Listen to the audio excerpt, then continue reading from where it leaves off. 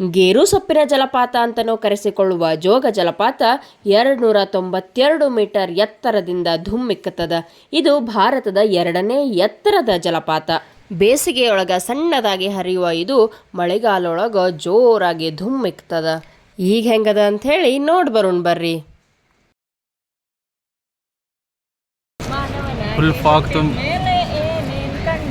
ಅಂತಾರಲ್ಲ ಹಂಗೆ ಹುಟ್ಟಿದ್ಮ್ಯಾಗ ಒಂದ್ಸಲ ಜೋಗದ ಗುಂಡಿ ನೋಡ್ಬೇಕಂತ ಅದಕ್ಕೆ ನಾವೀಗ ಜೋಗ ಜಲಪಾತಕ್ಕೆ ಬಂದೀವಿ. ಸಣ್ಣಗೆ ಮಳೆ ಸುರಿಯಾಕತ್ತದ, ಹಾಗೆ ಜಲಪಾತ ಜೋರಾಗಿ ಧುಮ್ಮಿಕ್ಕೆ ಹರಿಯಾಕತ್ತದ. ಇಷ್ಟೊತ್ತು ಭಾಳ ಕ್ಲಿಯರ್ ಆಗಿ ಕಾಣಿಸಾಕತ್ತಿತ್ತು, ಸ್ವಲ್ಪ ಬಿಸಿಲು ಇತ್ತು. ಈಗ ಹನಿ ಬೀಳೋದ್ರಿಂದ ಪೂರ್ತಿ ಮಂಜಾಗಿ ಕಾಣಕತ್ತದ. ಇಷ್ಟು ರಮಣೀಯ ದೃಶ್ಯ ಅದಲ್ಲ, ವಾವ್. ಸಾಗರದಿಂದ ಜೋಗ ಸರಿಸುಮಾರು 27ರಿಂದ 28 ಕಿಲೋಮೀಟರ್. ಸಾಕಷ್ಟು ಬಸ್ಗಳು ಅದಾವು. ಪ್ರೈವೇಟ್ ಬಸ್ಸಿನ ಸೌಲಭ್ಯವೂ ಇಲ್ಲಿ ಕಲ್ಪಿಸ್ಕೊಡ್ಲಾಗ್ಯದ. ಬಸ್ಸಿನೊಳಗೆ ಹೋದ್ರೆ ಒಂದು 45 ನಿಮಿಷ ತಗೋತದ. ಬಸ್ಸಿಂದ ಇಳಿದ್ಮೇಲೆ ಒಂದು ಅರ್ಧ ಕಿಲೋಮೀಟರ್ ನಡ್ಕೊತ ಹೋಗ್ಬೇಕಾಗ್ತದೆ. ಅಲ್ಲಿ ಟಿಕೆಟ್ ತಗೋಬೇಕು. ಇಲ್ಲಿ ನೆಟ್ವರ್ಕ್ ಕವರೇಜ್ ಕಡಿಮೆ ಇರೋದ್ರಿಂದ ಕ್ಯಾಶನ್ನೇ ಕೊಡಬೇಕಾಗಿ ಅಲ್ಲಿ ಸೂಚನೆ ಹಾಕ್ಯಾರ. 10 ರೂಪಾಯಿ ಟಿಕೆಟ್ ಅದ ಅಷ್ಟೇ. ಮತ್ತಿಲ್ಲಿರುವ ಜಾಗದ ಅಭಿವೃದ್ಧಿ ಕಾರ್ಯವನ್ನು ಮಾಡಾಕತ್ತಿದ್ದು ನಾವು ನೋಡಿದ್ವಿ. ಮುಂದಿನ ದಿನಗಳಲ್ಲಿ ಬಹುಶಃ ಇನ್ನಷ್ಟು ಸುಂದರವಾದ ಎಂಟ್ರಿಯನ್ನು ನಾವಿಲ್ಲಿ ನೋಡ್ಬೋದು. ನಮಗೆ ಸ್ವಾಗತ ಮಾಡಕ್ಕೆ ಮಂಗಗಳು ಕುಂತಿರ್ತಾವೆ. ಭಾಳ ಹುಷಾರಾಗಿರ್ರಿ. ಕೈಯೊಳಗೆ ಏನರ ಚೀಲ ಇದ್ರೆ, ತಿನಿಸು ತಿಂಡಿಗಳು ಇದ್ರೆ ಖಂಡಿತವಾಗ್ಲೂ ಅವು ಬಂದು ತೊಗೊಂಡು ಹೋಗ್ತಾವೆ. ಆದ್ರೆ ಒಂದು ವಿಷಾದದ ಸಂಗತಿ ಅಂದರೆ ನಮ್ಮ ಹುಂಬ ಜನ ಭಾಳ ಅವಕ್ಕೆ ಕಾಡಿಸ್ತಿರ್ತಾರೆ, ಕಲ್ಲು ಒಗಿತಿರ್ತಾರೆ. ನೋಡಿದ್ರೆ ಭಾಳ ಕೆಟ್ಟ ಅನ್ನಿಸ್ತದೆ. ಮೂಕ ಪ್ರಾಣಿಗಳ ಹಿಂಸೆಯನ್ನು ದಯವಿಟ್ಟು ಮಾಡಬೇಡ್ರಿ.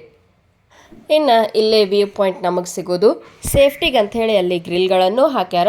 ಫೋಟೋ ತಗೊಳಕ್ಕೆ ಭಾಳಷ್ಟು ಅವಕಾಶ ಅದ. ಆರಾಮಾಗಿ ಫೋಟೋ ತಗೋಬೋದು. ಆದರೆ ಸ್ವಲ್ಪ ಜಾಗರೂಕತೆಯಿಂದ ಇರಬೇಕಷ್ಟೆ. ವಿಶ್ವದ ಎಲ್ಲ ಎತ್ತರದ ಜಲಪಾತಗಳಲ್ಲಿ 490ನೇ ಸ್ಥಾನ ಈ ಜೋಗ ಜಲಪಾತ ಪಡೆದದ.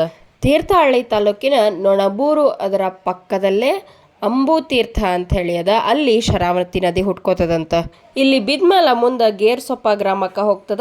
ಇದಕ್ಕೆ ಗೇರು ಸೊಪ್ಪಿನ ಜಲಪಾತ ಅಂತ ಹೇಳೇನು ಹೆಸರು ಬಿದ್ದದ. ಹಿಂಗೆ ಹರಿತಾ ಹೋಗಿ ಮುಂದೆ ಇದು ಅರೇಬಿಯನ್ ಸಮುದ್ರಕ್ಕೆ ಸೇರ್ತದ. ಮಳೆಗಾಲದೊಳಗೆ ಭಾಳಷ್ಟು ನೀರು ಬಂದಾಗ ಇಲ್ಲಿ ಲಿಂಗನಮಕ್ಕಿ ಅಣೆಕಟ್ಟು ಕಟ್ಟಲಾಗ್ಯದ. ಆ ಗೇಟನ್ನು ಓಪನ್ ಮಾಡ್ತಾರೆ. ಅವಾಗಂತೂ ಭೋರ್ಗರೆದು ಇಲ್ಲಿ ನೀರು ಹರಿತಾವು. ಮತ್ತಿಲ್ಲಿ ವಿದ್ಯುತ್ ಉತ್ಪಾದನೆ ಮಾಡ್ತಾರೆ. 1948ರಿಂದ ವಿದ್ಯುತ್ ಕೇಂದ್ರ ಇಲ್ಲಿ ಪ್ರಾರಂಭ ಆಗ್ಯದ. ಅದಕ್ಕೆ ಕೃಷ್ಣರಾಜೇಂದ್ರ ಜಲ ವಿದ್ಯುತ್ ಯೋಜನೆ ಅಂತ ಹೇಳಿ ಹೆಸರಿಟ್ಟಾರ. ಆದರೆ ಈಗ ಮಹಾತ್ಮ ಗಾಂಧಿ ವಿದ್ಯುತ್ ಯೋಜನೆ ಅಂತ ಹೇಳಿ ಅದನ್ನು ಬದಲಾಯಿಸ್ಯಾರ. ಬಸ್ದಾಗ ಹೋಗಾಗ ನಾವು ನಡು ಇದನ್ನು ನೋಡ್ಬೋದು. 1960ರ ತನಕ ಹಿರೇಭಾಸ್ಕರ್ ಅಣೆಕಟ್ಟು ಅಲ್ಲಿಂದ ಸೇವೆ ಸಲ್ಲಿಸಲಾಯಿತು.